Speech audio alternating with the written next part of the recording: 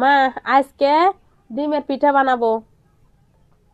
ডিম দিয়ে পিঠা, সেজন্য জিরা, তারপরে পেঁয়াজ আর হচ্ছে যে আদা এগুলা পিষা লিব, বাইটে লিব।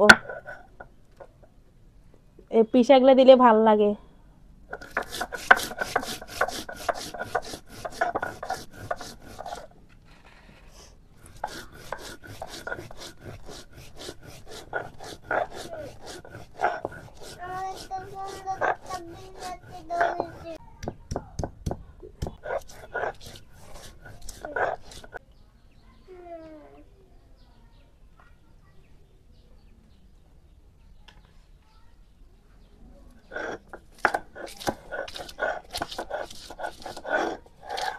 জেসমিন, মশলা টশলা দিয়ে এগুলা কি করেছো তুমি?